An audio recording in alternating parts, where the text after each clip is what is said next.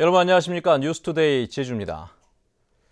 이지훈 제주시장의 부동산 관련 특혜 의혹이 잇따라 제기되면서 감사위원회가 조사에 착수했습니다. 어떤 부분이 논란이 되고 있는 것인지 권혁태 기자가 보도합니다. 민선 6기 시작과 함께 파격적 인사로 평가되는 이지훈 제주시장. 그러나 시민운동가 출신의 신임 시장이 취임 일주일 만에 감사위원회 조사를 받게 됐습니다. 2년 전 구자읍 비자림 부근에 지은 집 때문입니다. 상수도 사용하거라든가 이런 거와 관련해가지고 건축 신고 수리 과정에서 어떤 적법성이라든가 이런 특혜 의혹에 관련해서 저희들 조사할 계획으로 해서 지금 착수를 하고 있습니다. 이지훈 시장은 지난 2012년 문화재 지구인 비자림 바로 앞에 주택과 카페를 지었는데 당초 1.3km 떨어진 곳에서 상수도를 연결하는 조건으로 건축 신고가 수리됐습니다. 그러나 건축 과정에서 바로 옆 공공상수도로 변경되면서 이 시장이 이득을 봤다는 게 의혹의 핵심. 건축 신고 당시 반대 의견을 냈던 세계자연유산관리단이 갑자기 입장을 바꾼 것도 석연치 않다는 지적입니다. 지금 이게 건축 허가가 났기 때문에 이게 선례가 돼서 추후에 다른 토지주들이 건축 허가를 신청했을 경우에는 이 일대가 난개발이 될 우려가 높습니다. 명백히 현행법을 위반했던 부분도 있습니다. 이지훈 시장 소유의 이 땅에는 원래 불법 조립식 건축물이 자리 잡고 있었습니다. 하지만 잇따른 의혹 제기에 서둘러 철거된 상태입니다. 그러나 부근의 다른 토지에도 건축 신고가 받아들여지고 당시 이지훈 시장이 압력을 행사할 만한 위치에 있지 않았다는 점 등에서 취임 초기 시장 흔들기라는 분석도 나옵니다. 이지훈 시장은 적법한 절차를 거쳤다며 조만간 공식적인 입장을 밝히겠다고 말했지만 인터뷰는 거절했습니다. MBC 뉴스 권혁태입니다. 단란주점 화재를 진압하다 목숨을 잃은 고 강수철 소방관은 현장에서만 20년 넘게 구조활동을 편 베테랑 소방관으로 정평이 나 있었습니다. 쉬는 날이었는데도 화재 현장에 나와 지휘를 하다 변을 당해 주위를 더 안타깝게 하고 있습니다. 김찬년 기자입니다. 강수철 센터장이 직원 24명과 근무했던 서귀포시 동홍 119 센터. 강 센터장의 근무복과 국화꽃 한 다발만이 빈자리를 쓸쓸히 지키고 있습니다. 1992년 소방관이 된 강 센터장은 구조대장까지 지낼 정도로 화재 진압이나 구조의 베테랑이었습니다. 후배들보다 먼저 들어가 맨 나중에 나오는 것을 철칙으로 삼았던 강 센터장은 쉬는 날이었지만 화재가 났다는 보고를 받고 곧바로 현장으로 달려갔습니다. 특히 불이 다 꺼졌는지 사람이 남아있지는 않은지 끝까지 현장을 살피다 목숨을 잃었습니다. 비번 날인데 정말 안 나올 수도 있는데 나와가지고서 자기가 현장에 진입하겠습니다 해가지고 현장에 가장 먼저 들어갔고 나올 때는 죽어서 가장 마지막에 나왔습니다. 강 센터장은 20년 넘도록 현장을 누비며 수십 명의 목숨을 구했고 마지막까지 철칙을 지킨 겁니다. 우리 최선을 다했으니까 정말 영광스럽게 고인을 보내드리자 그 얘기를 했습니다. 그만큼 사명감이 강했고 본인 뜻대로 현장에서 그렇게 갔습니다. 소방안전본부는 강 센터장을 순직 처리하고 1계급 특진시키기로 했습니다. MBC 뉴스 김찬년입니다. 제주도에서 5,000년 전에 화산이 분출된 흔적이 발견됐습니다.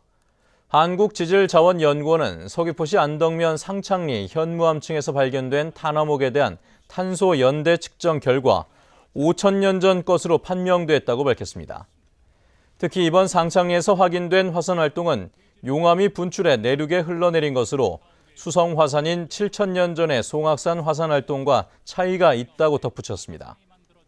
지질연구원은 화산암 형성 시기에 대한 추가 연구가 뒷받침되면 제주도가 사화산이 아니라는 사실이 증명될 수도 있다고 설명했습니다. 세월호 참사의 원인으로 화물 과적이 지목됐었죠. 화물차 운전기사들이 화물 과적을 막기 위해 관련 법률안을 통과시켜달라며 하루 동안 파업을 벌였습니다. 이소현 기자입니다. 세월호 참사 원인으로 지목된 화물 과적. 화물차 운전기사들은 운송 단가를 맞추기 위해 갑에 위치해 있는 운송사나 주선사의 요구에 따라 화물 과적을 할 수밖에 없다고 말합니다. 그러나 자신들이 받는 운송비는 30년 전에 비해 오히려 줄어든 반면 연료비나 통행료 등은 크게 올라 생활고와 경무에 시달리고 있다는 겁니다. 짐을 실으러 가라고 해서 과적을 강요하지만은 만약에 그 짐을 실으러 안 오면은 그 운송사에서 나가야 하기 때문에 이런 관행을 깨기 위해 화물연대는 고의로 과적을 3번 하면 운전면허를 취소하고 표준운임제를 시행하는 내용의 법률안을 국회에 제출했지만 논의조차 이루어지지 않고 있다며 하루 동안 파업을 벌였습니다. 지금에 와서 과적이 우리의 발등을 찍고 있음에도 불구하고 그들은 모든 것을 외면한 채 화물 노동자들에게 전가하고 있습니다. 제주에서는 70여 명이 파업에 참여해 물류수송에 차질은 없었습니다. 하지만 산업재해 보험 적용과 적정 운임 보장 등의 요구사항이 받아들여지지 않으면 전면 파업을 벌일 계획이어서 물류 대란이 우려되고 있습니다. MBC 뉴스 이소연입니다.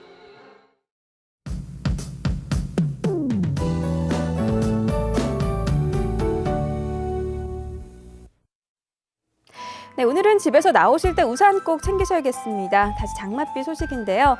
일부 지역에선 벌써 비가 시작된 가운데 밤부터 벼락과 돌풍을 동반한 강한 비가 오는 곳이 있겠습니다. 예상되는 비의 양은 해안 지역에 30에서 80mm, 산간에는 120mm 이상의 폭우가 쏟아지겠고요. 비는 내일 오후부터 차츰 그치겠습니다. 다음은 자세한 지역별 날씨입니다. 네, 출근길 북부 지역의 기온 22도에서 24도 보이고 있고요. 비가 내리면서 낮 기온은 어제보다 3도가량 낮겠습니다. 서부 지역의 기온 22도로 출발해서 25도까지 오르겠습니다. 네, 현재 안덕과 남원의 기온 22도, 서귀 23도, 낮 기온은 24도에서 25도가 예상됩니다. 동부 지역은 종일 22도 안팎의 기온을 오르내리면서 더위가 주춤하겠습니다. 청판악의 기온 어제와 비슷하게 출발하고 있는데요. 요즘 계속해서 산간에는 짙은 안개가 머물면서 교통안전에 주의하셔야겠습니다. 삼척도 하늘빛이 흐린 가운데 기온은 평년보다 2도에서 5도가량 낮겠습니다. 해상에는 남쪽 먼바다를 중심으로 물결이 약간 높게 일겠습니다. 네, 현재 대부분 공항에 옅은 안개가 낀 모습입니다. 네, 내일 비가 그치고 나면 모레부터는 본격적인 불볕더위가 시작될 전망입니다. 날씨였습니다.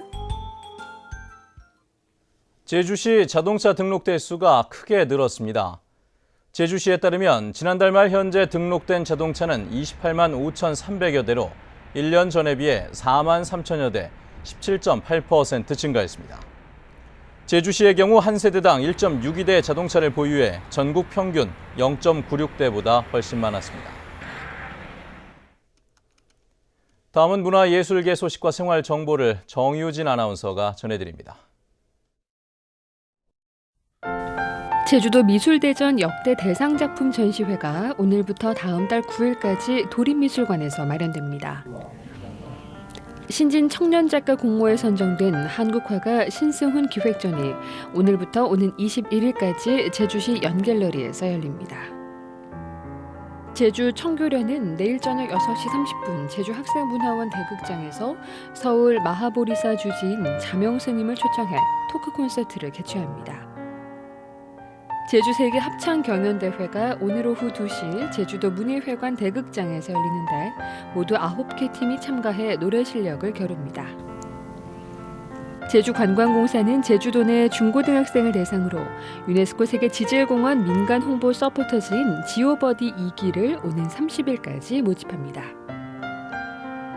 국립제주박물관은 여름방학을 맞아 청소년들을 대상으로 콜럼버스 문화유산 탐험대 내 친구 베트남 체험 프로그램을 운영하기로 하고 오는 20일까지 참가 신청을 받습니다. 제주시 신광로 1길에 있는 주식회사 JNC 산업개발은 건축기사 1명을 채용합니다. 급여는 월급 150만 원 이상으로 자세한 사항은 725국에 1245번으로 문의하면 됩니다. 생활문화정보 정유진입니다. 뇌물 수수 혐의로 구속된 양영근 제주관광공사 사장의 후임 인선 절차가 시작됩니다. 제주도는 오는 28일까지 3년 임기의 제주관광공사 사장을 공개 모집합니다.